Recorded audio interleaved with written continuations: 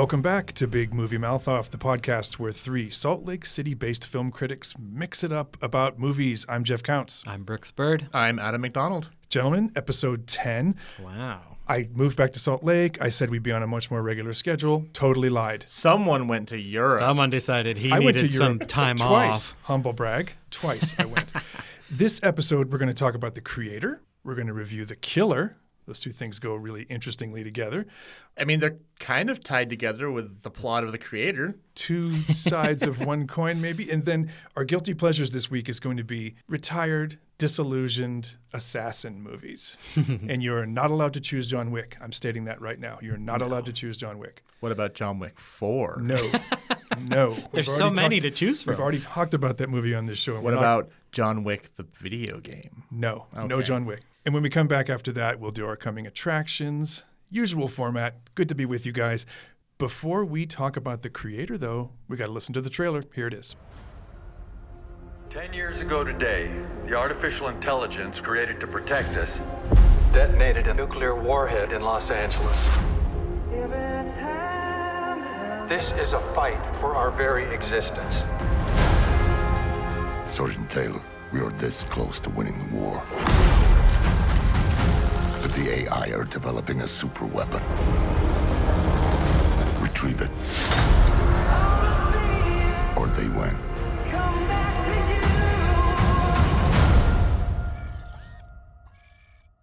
All right, Adam, give us a little synopsis of The Creator. All right, well, this was written and directed by Gareth Edwards, who we loved from Rogue One, a Star Wars story. It stars John David Washington as Sergeant Joshua Taylor. He basically is in the Army fighting against AI. So we invented AI years and years ago. It got to the point where it got too smart and blew up Los Angeles. And now the remnants of the AI factories and people are in Asia. So it's the U.S. versus the AI fighting back and forth. They're trying to find the creator of all the AI, who they pretty much worship as a god. And through it all, he comes across this little girl named Alpha O, played by Madeline Yuna Voiles, and she may be the key to everything, either unlocking the potential of AI or destroying the world. So we're talking about sci-fi here. Elephant in the room, I'm just going to state it right from the top. This movie is Avatar. It is absolutely a remake of Avatar. I don't mean that in a bad way, because I actually really liked Avatar, but there are a lot of very similar beats.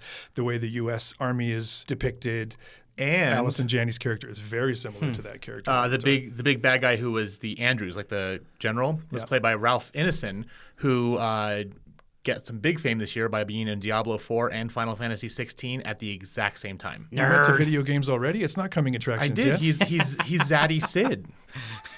Well, I said that This from is the why top. Adam's here. I'm here for horror. I said that from the top just so I could be the first one to say it, but I don't mean that as a slight on this film. Brooks, you saw it a while ago.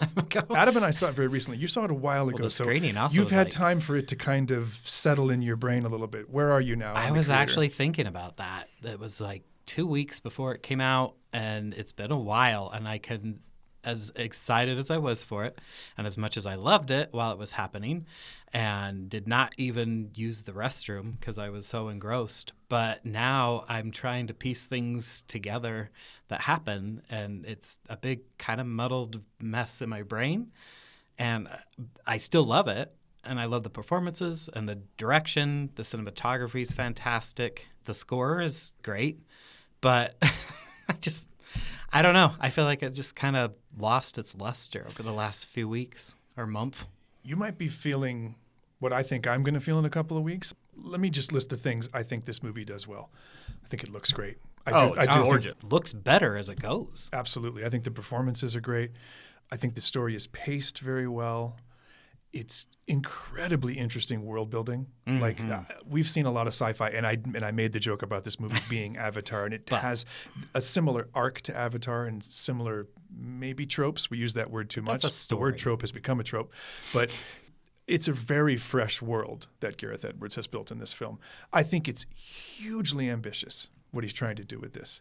I just wonder if he hits the bullseye. Adam? So for me, it did. But again, I still kind of have the new movie smell going on because I just saw it yesterday. I think you saw it as well. Only person in the theater. It was lovely. It's always a nice thing to sit back with your feet up. And it is towards the end of its run, but I think we're going to recommend that you catch it when it goes digital after this. Yeah, I mean, either which way, it is a nice experience on the big screen because there are some awesome set pieces. For sure. There's things blowing up, explosions. The world building's fantastic. It kind of reminded me of Chappie a little bit. Just kind of that same AI type of thing.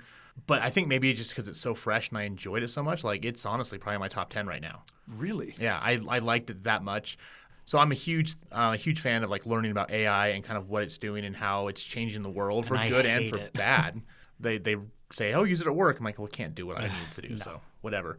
I think some people saw it as a cautionary tale against AI, but in the long run, it was like Avatar. Like you said, the humans are the bad guys. Totally. I mean, these AI, they're like, just leave us alone. In fact, there's a really, really great scene where he's talking to Ken Watanabe, and he's like, you know what's going to happen when we win? Nothing.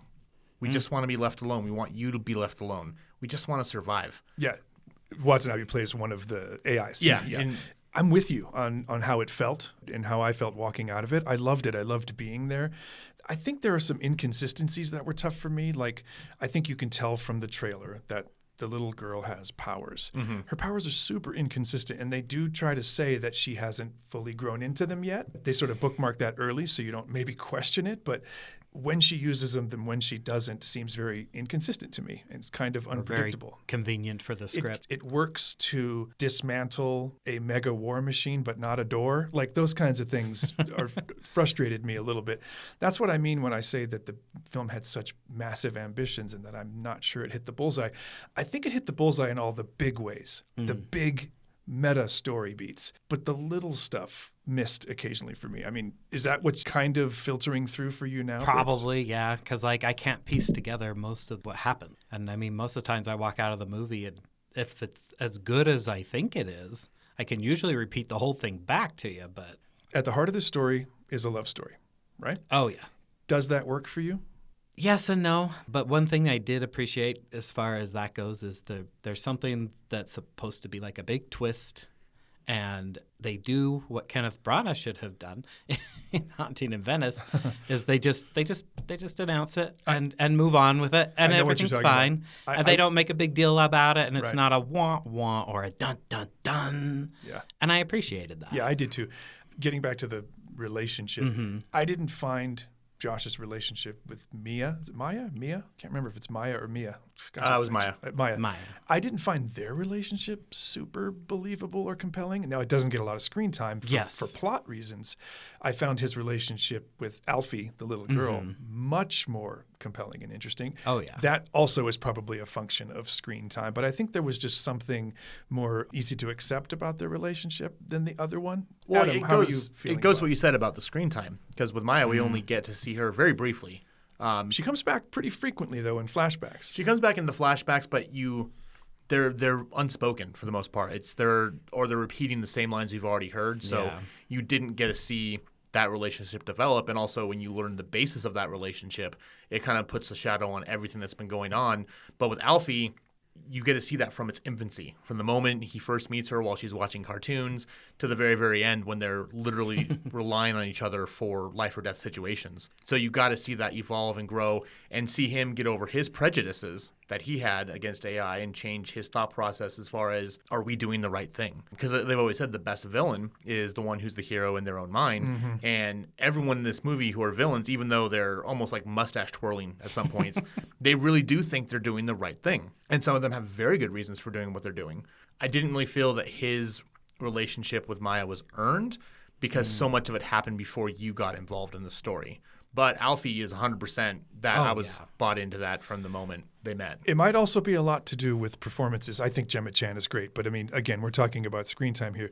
John David Washington, we've seen him a lot lately. He can carry a film. There's no question. He's got the chops. I think this is one of his more understated performances. He lets the people around him take a lot of the space, and I think that's a good choice on his part, or Gareth's part, whoever decided that. He really plays this in a muted, reflective way. Yeah, reactionary, exactly. It's reflective and reactionary, which I like. Like I said, I think Gemma Chan is great. I think Allison Janney is way over the top in some parts. It's a little bit hammy. Well, I said the mustache twirl. Exactly. Yeah. Exactly. She's believable, but I think it's just a little bit one note. Which is sad because she's always so good. I know. She's amazing. There's just no question about that. One of the things that Jimmy and I always used to talk about, and I've talked about it with you guys, is how a kid can pull you right out of a movie. This kid is awesome. Oh, yeah. I can't wait to see what she's doing next. Awesome. Half of her body is CG, right? Half of her head is CG. You see Really that in just the her trailer. face. So expressive, so responsive. She takes the space that Washington gives her, which I think is really impressive. Do you agree with the performances, Brooks, that they were I do. solid? Yeah. The two of them are great together. I will say one of my biggest quibbles about the movie is the script. Not because I think the world building wasn't good, because like you said, it was amazing. I actually want to see more stories in this. Like maybe kind of like do like Animatrix, where we kind of see how the AI and everything happened. Because they kind of explain a lot, spin-off. a lot of things that didn't really happen. That was the propaganda and everything. But the moment it started to the moment it ended, there wasn't one surprise. There wasn't one moment where I was like, oh, I didn't see that coming. It was literally from the time that you saw the two characters at the beginning getting separated to the very last moment. I was like, oh, this is going to happen. And it didn't detract from the enjoyment, but it's kind of like for as much care and craft as you put into this story and making this awesome, futuristic, crazy world, couldn't you have done something more with it? I hope that he does do something else with it. I hope there's another story in this space. I think there's room for it, particularly now given how it ends. And you're going to have to see it to know what I mean when I say that. But I think the reason it's in your top 10, Adam, it's not in mine. I'm not sure where it'll end up. I'm not sure where it'll shake down for me. But the reason it's in yours is because it's well directed, super well performed, gorgeous, gorgeous, gorgeous, top shelf special effects, like as good as you want. Like you said, so Brooks, good. excellent score. It's got everything going for it, except for the fact that the story is a little bit thin compared to everything that it's dressed up with, in my opinion. So let's do scores. I'll go first. You guys have both said that you loved it. I'm not sure I loved it, but I liked it a whole lot. It's a 3-star movie for me. I'm excited to watch it again when it comes out on digital because I want to pay more attention to the details of the filmmaking. But I'm at 3 stars. Where are you, Brooks? I think I was just having a thought in my head that, well, when Adam mentioned it's his top 10, I think for me, it was in my top 10 for hype. Now it won't be in my top 5 of the year.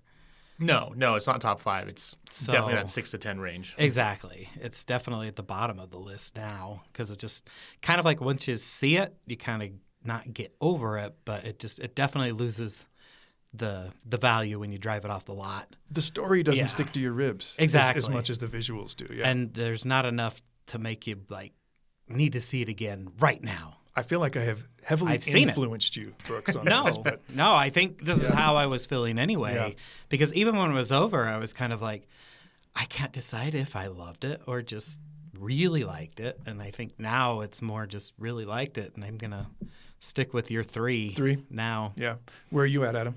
What's really funny is I'm going with the 3 as well. Yeah. 3 is one of those super versatile scores. It's a wide range. So explain it. Yeah, well, the same thing I said before is I really did have a problem with the script just because it was so predictable. It was nothing. It was everything new we haven't seen and nothing new we haven't seen, if that makes sense. As far as it's a world we've never seen before, we've seen glimpses of, and we've like Blade Runner and all that kind of stuff, but it didn't really tell a new story. Yeah. And as much as I did love it, and yeah, it's probably down like 9 or 10. I haven't really worked past the top 5 yet to really put thought into Right. it. Yeah. And again, it's got that new movie smell, like I said. So Sure. for all I know, is a week from now, and be like, what was I thinking? But it's nowhere near perfect. Which we've had 4s that aren't perfect. It's Absolutely. not saying it's bad by any means, and I really think people should see it. But I think if you're going to go in thinking it's about the dangers of AI, you're missing the point. Yeah. And as much fun as it was to see in the theater, streaming would probably be fine as well. Totally. But I don't. Unlike you, I really don't have a desire to go see it again because I don't feel like I missed anything. Yeah. We want you to see this film because all of these ingredients, Gareth Edwards, the actors, the visuals, the special effects, the world that gets built, we want to see more of all those things. Oh, yeah. So that's why I think want more. We want you to see this movie. We're all at a 3 for very different reasons. That doesn't happen very often. It's a but great pilot movie. Absolutely. Yeah. So and can we maybe have the people behind it, the VFX, maybe go talk to Marvel and kind of show them how to do it on Which a is much funny. lower budget? Because this am- is Fox, which is Disney. I know. Apparently Fox is where all their money's going. I am super worried about the special effects budget on the Marvels, but we'll come back to that in a couple of weeks. Some of those trailers look rough. Anyways, 3s all around for The Creator. When we come back, we are going to dive right into The Killer, David Fincher's latest. We'll be right back.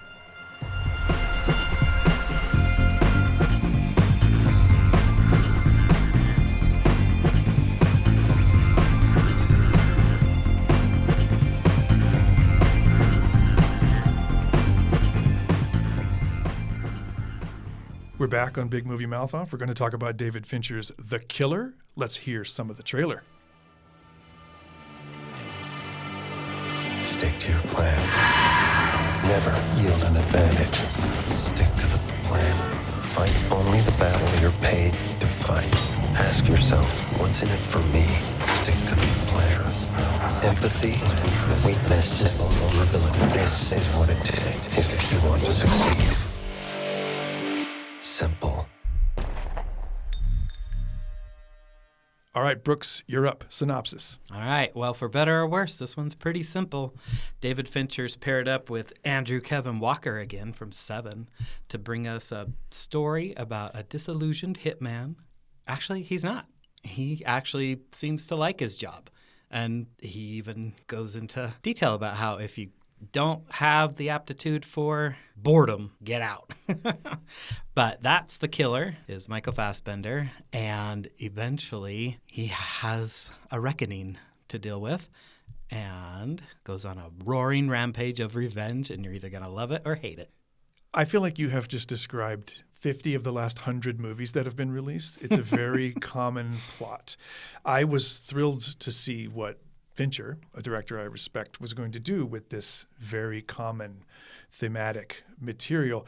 It's a very talky movie. It's a lot of narration. I'm so glad, Brooks, that you mentioned. There's one line where he says, if you can't endure boredom, then this work isn't for you. Mm-hmm. And any reviewer who uses that as an analog for how difficult their job is, and if you two have done it, shame on you. You're off the show. Do not use that line to talk about how boring reviewing films is sometime. It's the greatest thing in the world. I don't want to hear anybody complain about it. Reviewing isn't boring, but a movie can be. You know what struck me when we were in this screener? It was a press screener only, and the three of us sat together, as we do when we can. And I remember one of the other critics saying, I didn't like Seven. And I thought, what? Really? What? Oh, yeah, I was there for that part of the conversation. And I'm not going to say who, but I thought, what? Are you kidding me? But Fincher really is one of those controversial directors. There's a love him or hate him kind of feeling to some of his films. And I think we're going to address that right now with this. So very different. Fassbender is an assassin. It's a very chatty movie, as I said. He talks a lot about the craft. He talks a lot about how great he is. And then something happens and it shows that he's fallible. And then the world turns against him and he has to go, as you said, Brooks, on this rampage. So just starting from the beginning, Adam, what do you think of Fincher's take on this age-old kind of story?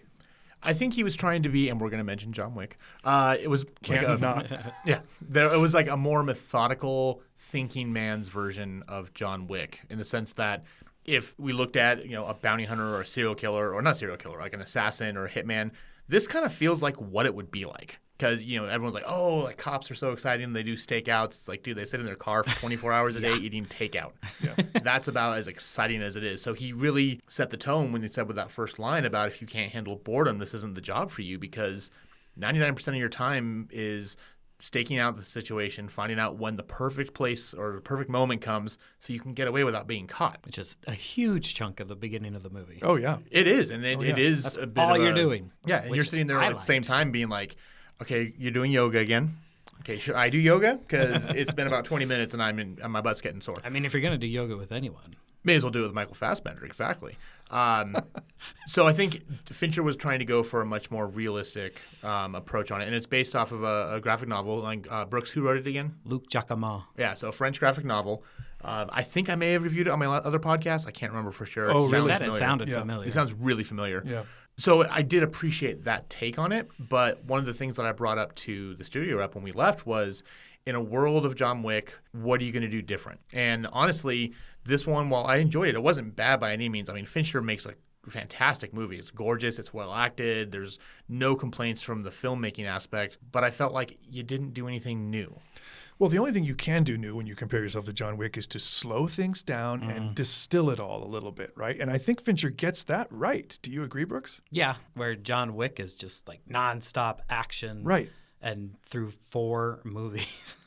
This will never get a sequel. It doesn't need a sequel. No, definitely not. I actually like that aspect because it very much plays into what my guilty pleasure movie is. And it has so many callbacks that people probably won't even notice to, I'm just going to say it now, Gross Point Blank.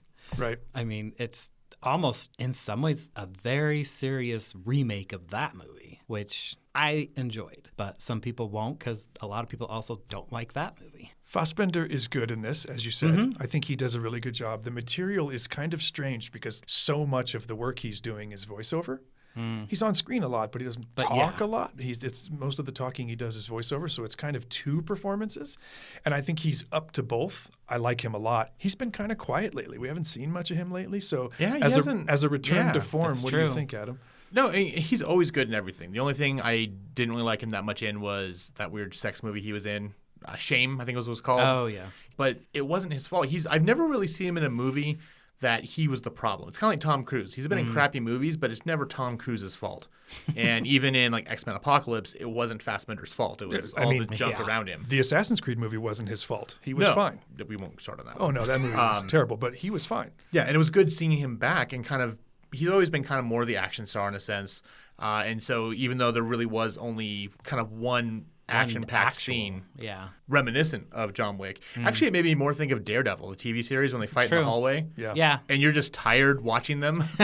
Yeah. Because you're like, oh my gosh. Big beatdown. Yeah, that's kind of more what I thought of. The John Wick set pieces are massive. They take place outside. There's 100 people involved. He's literally killing 100 people in some of those shots. And this one's different. It's almost like Atomic Blonde. Everything's kind of knuckles and indoors and really close quarters. Beat down, drag out fight. Yeah. I mean, I'm sure that the budget comparisons would be hilarious too. They're 2 very different kinds of films. But I heard another of our fellow critics refer to the movie as very cynical. That didn't come across for me. Cynicism wasn't the takeaway for me per se, although certainly when you're talking about professional killers, there's a certain amount of baseline cynicism that's going to be part of that work. But I didn't find the movie itself to be cynical. I found it to be more... especially for the whole reason for his rampage. It starts out day in the life. And then it turns into righting wrongs and getting back some semblance of control over his life. And I don't know, I felt like the tone of it was measured and interesting in that it wasn't as cynical as it could have been. I didn't walk out feeling like it was cynical at all. Like, I always think it's funny when you have a movie about a killer when someone near and dear to them gets hurt and all of a sudden they're like, oh my God. I'm like, what do you think you do for a living? Right. Like, but, I mean, Brooks, I didn't find it cynical at all, did you? No, maybe icy? Yeah. But I mean, I think cold. Cold? Yeah. I would agree But that with doesn't mean it's cynical. Yeah. Okay. I want to jump to the part of the movie that is a highly limiting factor on my enjoyment of the experience, and it's the ending. I thought that the ending was surprising in that it was sort of a soft ending, a quiet ending. And I don't want to give anything away, but he's running through a list of people he needs to deal with. And the last person he deals with doesn't go the way you think it will. I won't say more than that. And the very end of the film, there's an abruptness to it that I think didn't serve the care. It was that kind of Fincher like, took. okay, it's over. Yeah.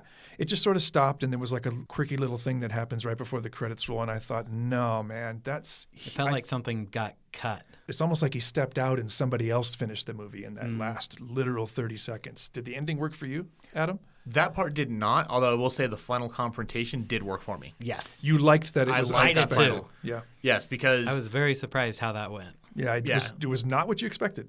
No. I can't remember if I read the comic or not, so I can't remember if that surprised me. I think it feels very realistic. And I'll explain off air why I think it's a better ending than what could have happened. Okay. I mean, it was almost like in Kill Bill 2. Like the final the final fight with Bill isn't when they're fighting with the sword, it's the conversation. Yeah, of course. That's the final battle, and that's kind of what this felt like. It felt more deserving in a sense. But yeah, the very final But the scene 30 after. seconds, I was like, really? Like Really that's dumb. It felt like a cop-out. Like we don't know how to end it, so we're doing this. That surprising final confrontation that you're talking about, I think was the perfect ending to the film. It should have stopped after that. And then left Yeah. as he exited. Absolutely. Yes. It should have stopped after that. It shouldn't have gone to the little button on the end, which, again, we won't say exactly what it is. But I think the ending, it's a serious misstep in my book, and it takes a lot away from the experience. Anything else you guys want to say about it, or should we jump into scores? No? I think we're Brooks, good. you go first. What'd you think of The Killer? Well, I mean, I'd probably give it 3 stars. I was going to give it 3.5, but yeah, now the more we talk about that last little bit of it, it just feels deflated when it gets to that point. Yeah. But the scene before with the final confrontation is really good, and the one before that, well, actually all of them kind of Well, were. Tilda Swinton, we forgot to mention her. Yeah, She's Tilda Swinton awesome. Yeah. Just has again- an amazing sequence of her own. Talk about doing a lot with not much screen time. Yeah. Boy, incredible. She's literally in just that scene, right? Yeah. So 3 stars for you, Yeah, I'm going to stick with 3. Adam? So I'm going to be nice and go with 2.5. I was kind of hanging around the 2, but then talking with you guys and kind of reflecting on what Fincher put together did kind of bump it up again. The ending doesn't work for me, and I stick by my guns that this didn't do anything new, but it was kind of nice to see an assassin hitman movie that was in a sense more realistic. I'm 2.5 with you, Adam. I feel like both of the movies on this show today are defined by their ambition and by how that ambition was just not quite realized. I think Fincher was after something really interesting here. He took something that is as common as a rom-com and made it fresh, slowed it down, distilled it, as I said before, but just didn't stick the landing. So I'm definitely at 2.5. Brooks? 3. Adam? 2.5. All right. Well, we liked this film too. Oh, yeah. You ought to see it, especially if you're a Fincher fan. Even if you're a Fincher hater, check it out. See if you're right. When we come back, we're going to talk about guilty pleasures. As I said, it's movies that feature disillusioned or retired assassins. We'll be right back.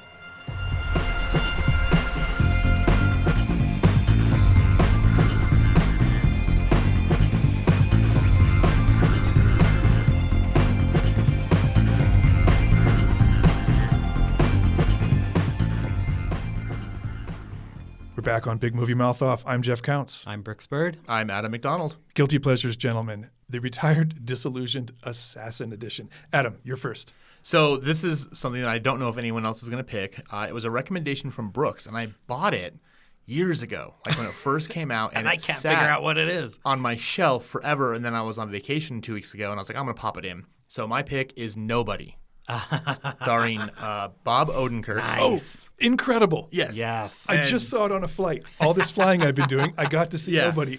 I forgot you just watched that, and I incredible. forgot So yeah, that he you was a probably saw hitman. it the same time I did. So Yeah. yeah, it's very much like he's you find out that he's a retired hitman. He was a cleaner for the government, and he crosses some crime lord who comes after his family, and he's got to go after them.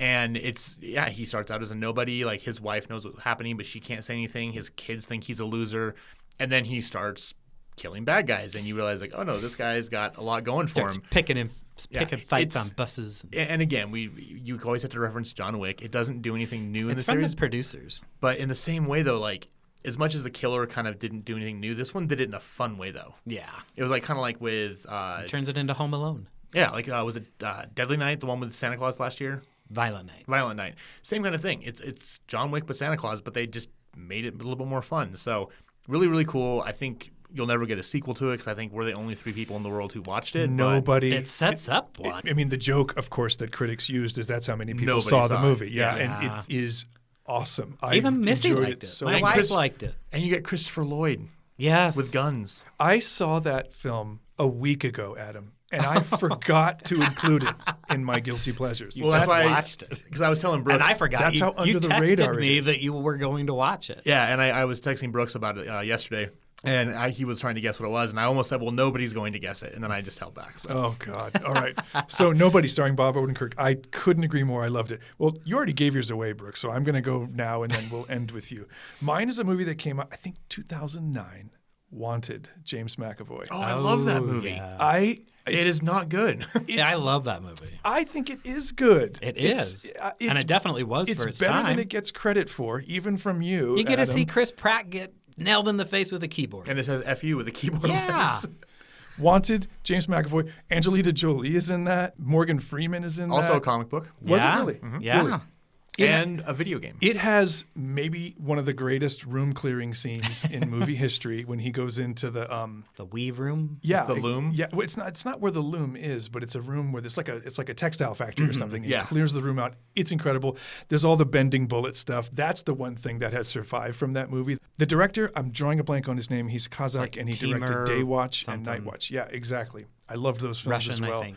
So mine is Wanted from 2009. What's yours, Brooke? Say it again. Grosse Point Blank, 1997. Our favorite John Cusack. WWJC actually stands for. WWJCD. That's what it really stands for. That's the line of the podcast. All right, so our guilty pleasures. Brooks, yours is? Grosse Point Blank. Mine is Wanted. Adam? Nobody. 3 great disillusioned assassins. Go check them all out. When we come back, one more segment on the show, we're going to talk about coming attractions, things we're excited about.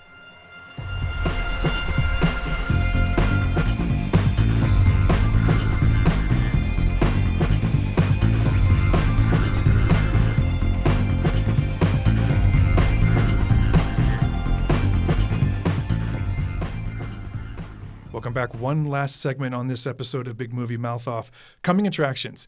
Mine, guys, might surprise you. I am so mad at Nick Cage for making me fall in love with him.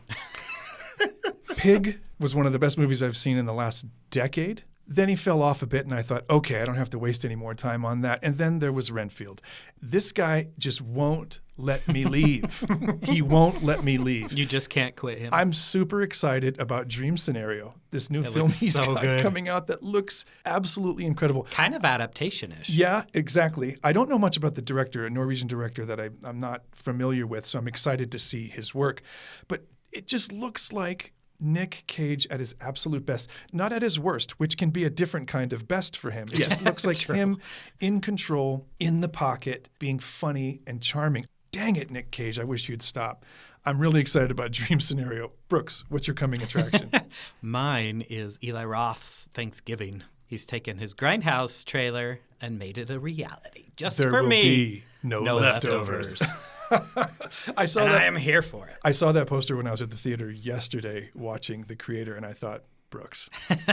Everyone is asking Brooks. me to tell them how it is. I'm like, they're not going to show it to us They Oh, might. no. Why wouldn't they? because I have the list of everything we're seeing for the next 5 months, and it's not on there. I'm sure you're going to have to pay actual civilian money to go see that, Brooks. Pay. You'll do it. Well, a certain person from Megaplex will email me back. We may not have to. So. Okay, good. All right.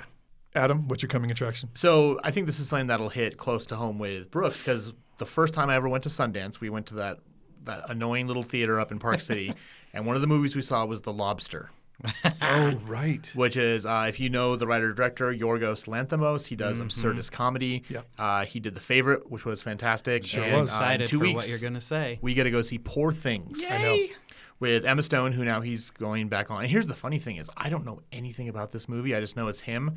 But when I went and saw The Creator, one of the little featurettes before was an interview with Emma Stone, and I saw clips of it. I'm like, oh, this just looks bonkers. Mark Ruffalo's in it, too. Mark Ruffalo, you got Willem Dafoe. You got a really good cast. He's an outstanding director. And most people Yes. don't know what it's about. And most people don't know who he is because The Favorite was very much not a standard Lanthimos movie. Like, And you I wanna hated every second of it. And No, you did? Yep. Oh, I love The Favorite. You were super wrong. So- Brooks. That's my all part- I heard from Jimmy. I love Lanthimos. I can't wait to see it. Yeah. And The Lobster is up there still one of my favorite experiences because you and I were sitting next to each other, Brooks, and we're like, Just giggly. what is this? Like the sign language. happening? So I'm excited for that one. So All right, look, I did a movie finally. You did a movie. I thought it was going to be a video game, but you did bonus video game Yeah, mentions yeah. half an hour ago. So your coming attraction, Adam? Poor Things. Mine is Dream Scenario, starring my, I guess, favorite actor, Nick Cage. And Brooks, yours is? Thanksgiving. Say the rest. Thanksgiving. Say the rest. No. Eli Roth. There will be. There will be no leftovers. It's worth repeating.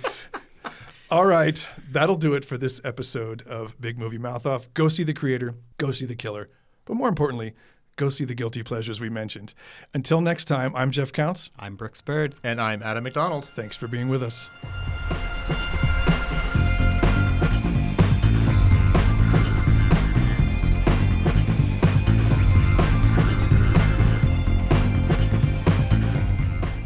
Big Movie Mouth Off was produced and edited by me, Jeff Counts, and co-hosted by Adam McDonald and Brooks Bird. Our theme music is written by Brian Z. Richards, and this show is dedicated to the memory of our founders, Jeff Michael Weiss, and my partner in crime for over 5 years, the incomparable Jimmy Martin.